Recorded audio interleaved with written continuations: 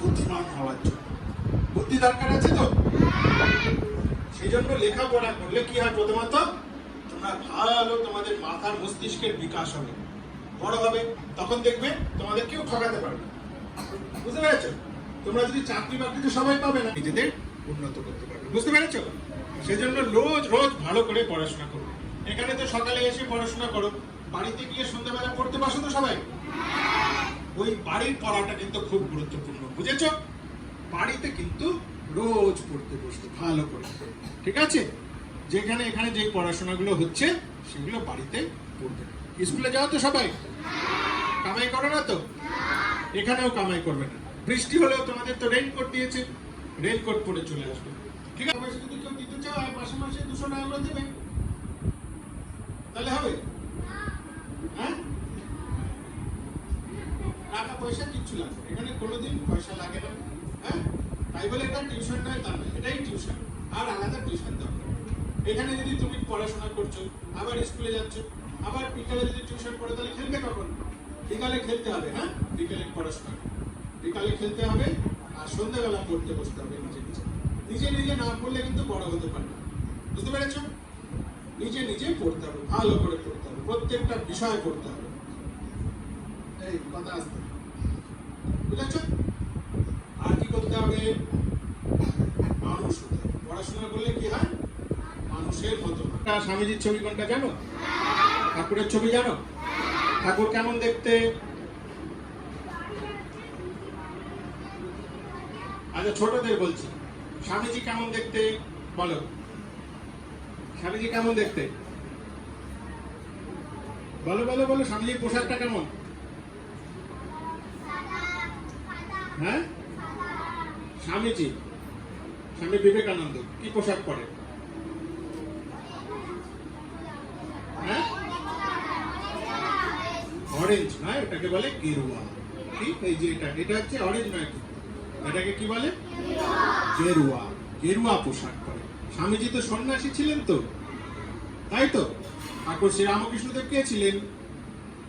তিনিও সন্ন্যাসী ছিলেন, কিন্তু ঠাকুর হচ্ছে পরমহংস সন্ন্যাসী। ঠাকুর পরমহংস ছিলেন, সেজন্য রামকৃষ্ণদেবকে কি বলা হয়? রামকৃষ্ণ পরমহংস। পরমহংস মানে কি? পরমহংস মানে জানো? দেখো, পরমহংস মানে শিখে দিচ্ছি। পরমহংস হচ্ছে কি? আচ্ছা, সাধারণ হংস দেখেছো তো? হাঁস, হাঁসকে দুধ আর জল মিশিয়ে দিলে হাঁস কি করে জানো? জানো না? হাঁস দুধটা খেয়ে নেয়, জলটা পড়ে যায়। হ্যাঁ, এই তো পদ্ধতি। রাজহাঁস তাদের দুধ আর জল মিশিয়ে দেবে, দুধটা খেয়ে নেবে, সাদাটা, জলটা পড়ে যাবে। হ্যাঁ, ঠিক সেরকম সংসারে, সংসারে এই জগতে ভালো মন্দ দুটো মেশানো আছে। তোমরা এখনো বুঝতে পারো না কোনটা ভালো কোনটা মন্দ, তাই তো?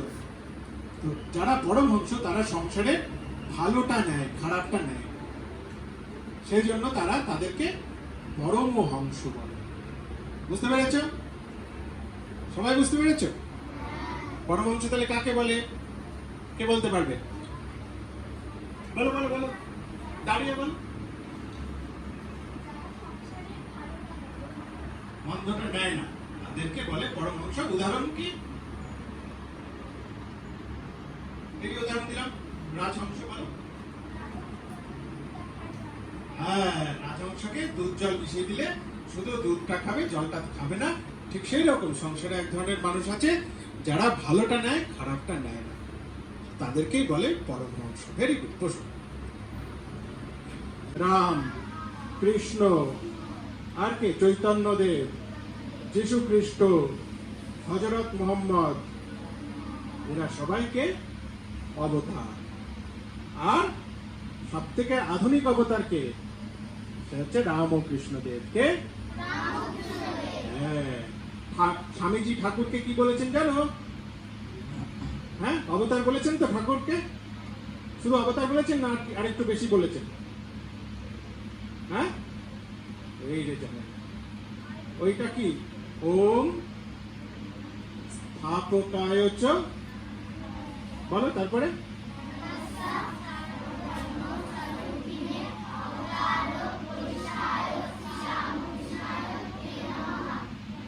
হ্যাঁ, অবতারও, হ্যাঁ, তার মানে কি অবতারদের মধ্যেও যে সব থেকে সেরা, সব থেকে উঁচুতে অবস্থিত, সব থেকে বরিষ্ঠ, হ্যাঁ, অবতারদের অবতার, সে হচ্ছে রামকৃষ্ণদেব। দেখেছো, তোমরা জানো কিন্তু বলতে পারলে না, সংস্কৃত ভাষা জানতে হবে তো। হ্যাঁ, স্থাপকায় হচ্ছে ধর্মস্য, মানে যিনি ধর্ম স্থাপন করেছেন। শুধু হিন্দু ধর্ম নয়, কিন্তু সমস্ত ধর্ম। ধর্ম মানে যে যেটা মানুষকে ভগবানের সাথে মিলন ঘটায়, সেটাই হচ্ছে ধর্ম। কি কি বলছে? যে ধর্মকে স্থাপন করেছে।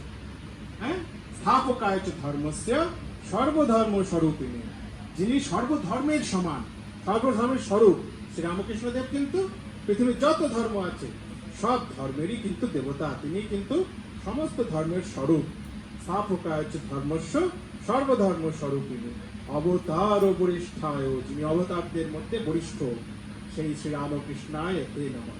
শ্রীরাম, হ্যাঁ, স্থাপকায় ধর্মস্য সর্বধর্ম স্বরূপিণী অবতার ও বরিষ্ঠায় রামকৃষ্ণায় তে নমঃ। শ্রী নাই, ওখানে শ্রী না লাগালেই ভালো, ঠিক আছে? তাহলে শ্রী রামকৃষ্ণকে আমি প্রণাম করি, হচ্ছে ঠাকুরের প্রণাম মন্ত্রে মানে। তারপরে মায়ের প্রণাম মন্ত্র কোনটা? জোরে,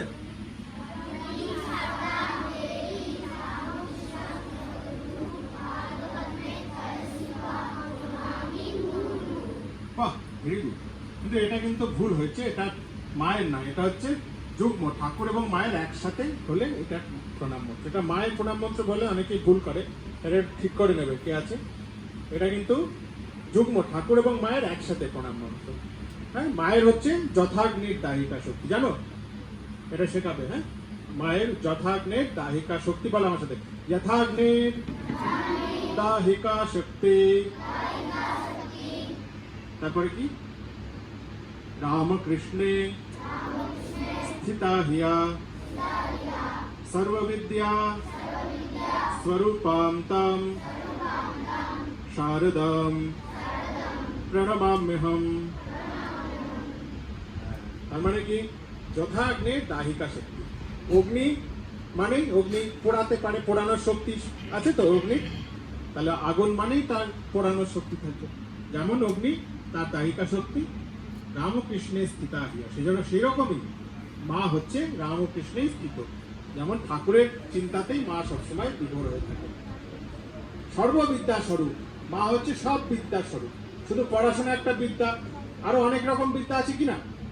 হ্যাঁ, গাড়ি সারানো বিদ্যা, হ্যাঁ, তারপর গাছ থেকে নারকেল পাড়া বিদ্যা, সবকিছু একটা বিদ্যা, তাই তো? সব একটা বিদ্যা।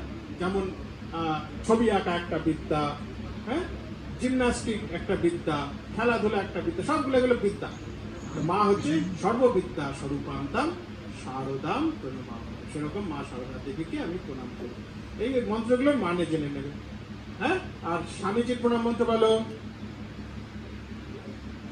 বলো, নমশ্রী, জোরে।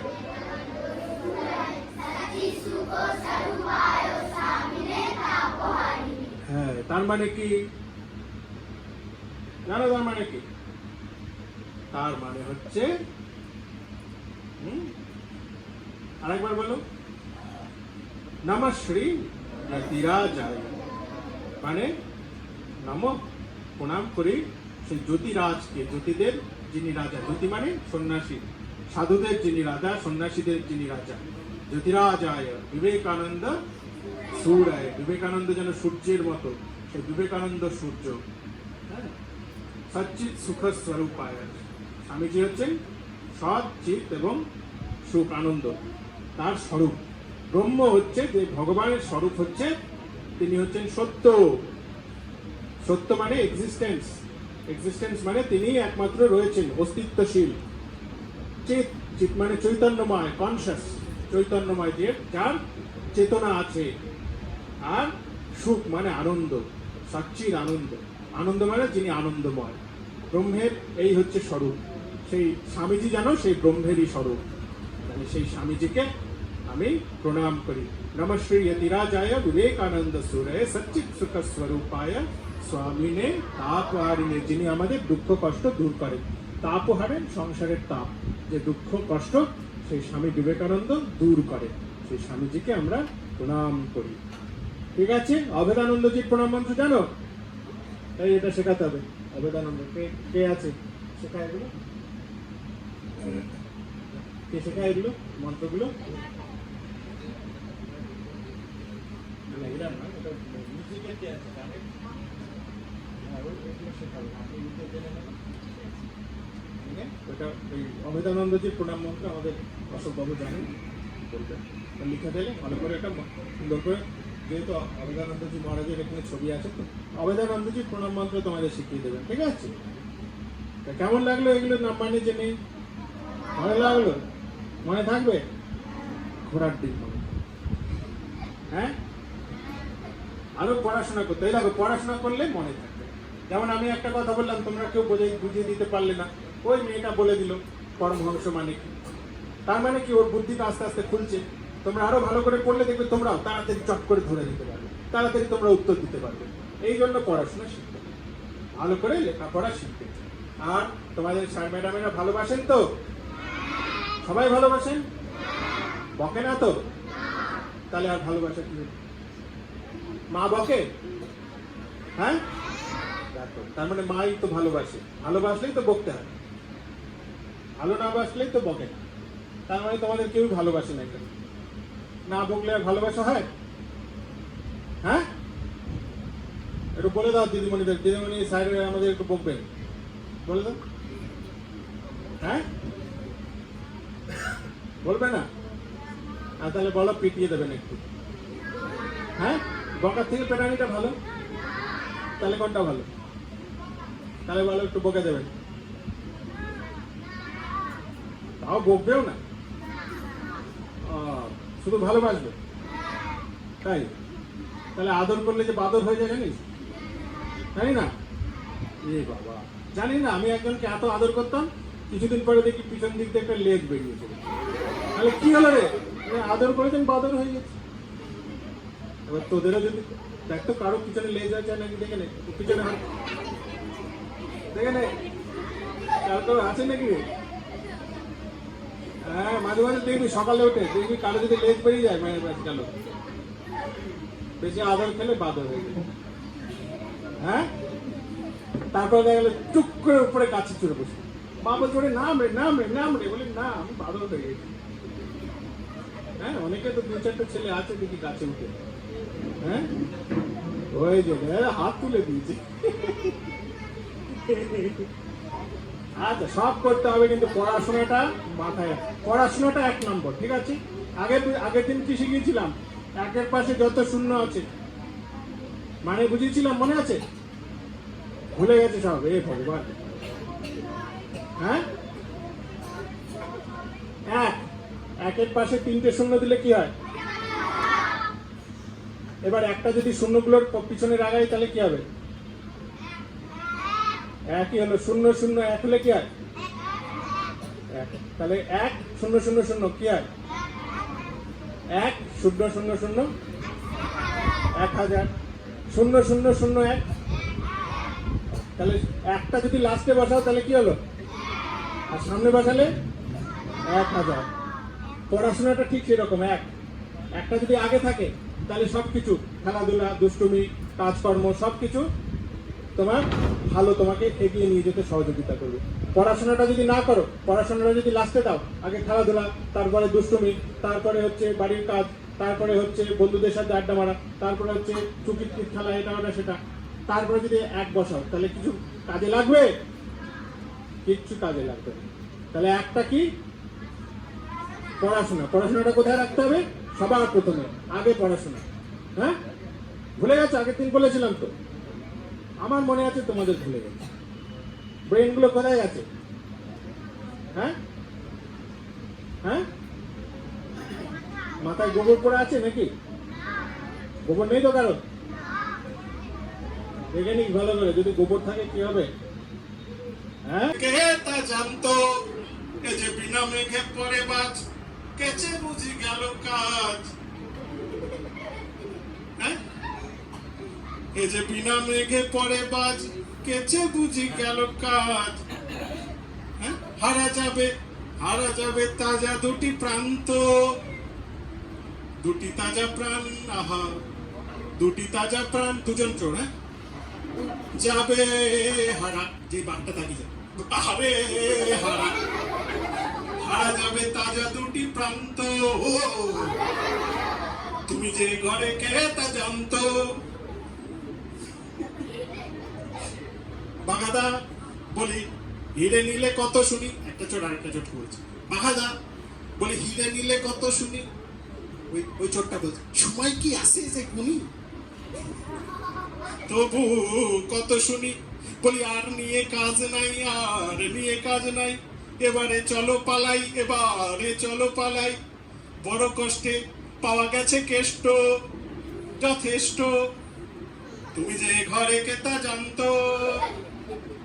মামা, তোদের মামাদের আর বলিস না, তাহলে আমি খেপে যাবো। হ্যাঁ, কেমন ভালো গানগুলো? খুব আনন্দ। তাহলে পড়াশোনাটা তো মজা পেতে হবে, বুঝেছো? পড়াশোনায় আনন্দ পাও তো? ভেরি গুড, খুব আনন্দ করে পড়াশোনা করতে। কত বড় হবে, অনেক বড় হয়ে আমার কাছে আসবে, আমি তখন বুড়ো হয়ে যাবো, লাঠি নিয়ে আসবো,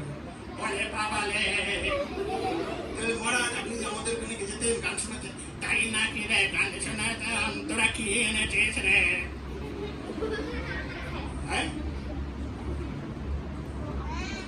কেমন হতো তখন? ভালো হবে? কি নিয়ে যাবি আমার জন্য, আমি বুড়ো হয়ে? লাঠি নিয়ে যাবো বলছে, লাঠি দিয়ে পেটাবো। আচ্ছা, এখন কটা বাজে? টাইম হয়ে গেছে? এখন তো কটা বাজে? 12টা বেজে গেছে। আচ্ছা, এবার আমরা প্রাইজ দিয়ে তোমাদের খাওয়া দাওয়া হবে, তারপরে টাটা বাই বাই। এই যাতে দাঁত নেই তারা মাংস খাবে, তাদের শুধু বিরিয়ানি দেওয়া হবে, মাংসটা দেওয়া হবে না, ভালো হবে? যাদের দাঁত নেই তাদের মাংস হবে না। হ্যাঁ, তাই কি করে চিবাবে, কি করে? ফার্স্ট হয়েছে কে? কোথায় প্রীতি রানা? এসেছে? ওরে বাবা, ফার্স্ট হয়ে গেছে, এসো জোরে হাত তালি, প্রাইজ পাবে। দেখাও সবাইকে, ধরো কি প্রাইজ এটা জানো তোমরা? ক্লে, এটা দিয়ে অনেক কিছু বানানো যায়, ডাইশও আছে। হ্যাঁ, জোরে হাত তালি। প্রীতি ফার্স্ট হয়েছে, সেকেন্ড পৌলমি, এইটা সেকেন্ড হয়ে গেছে। এদিকে ওই যে ছবি তুলছে, ছবি নাও, জোরে হাততালি। ওয়ানে, আচ্ছা, টু এ ফার্স্ট হয়েছে অরিত্র। এসো অরিত্র, এর দাঁত নেই, মাংস পাবে না, জোরে হাততালি। অহনা চলে এসো, অহনা মাসি চলে এসো, সেকেন্ড হয়ে গেছে, জোরে হাততালি। জিতে অর্পিতা চলে এসো, ফার্স্ট।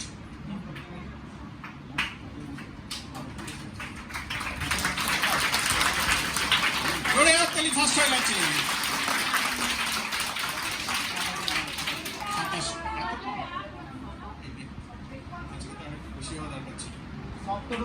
সপ্তরূপ চলে এসো, সেকেন্ড।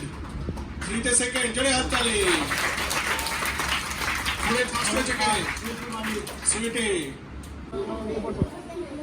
শুভজিৎ অধিকারী, শুভেচ্ছা সিং, প্রমিতা ভূমিজ, পৌলমী দাস, সৌমেন দত্ত, ঈশান মালিক আছেন, ক্লাস 2 সৌমিক দাস,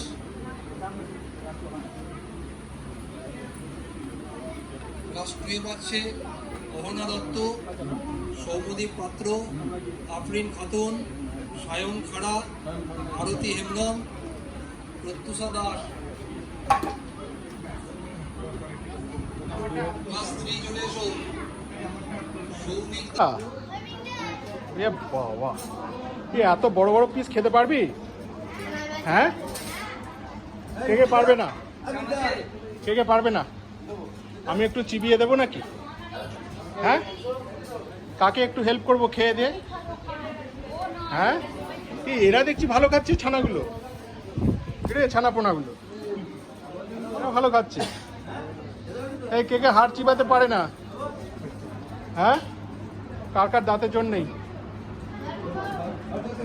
কার কার দাঁতে জোর নেই বল, আমি খেয়ে দেবো। কার কার দাঁতে জোর নেই তারটা আমি একটু খেয়ে হেল্প করে দেবো। কেমন হবে? হ্যাঁ, কেমন হয়েছে? এ কেমন হয়েছে? ভালো হয়েছে?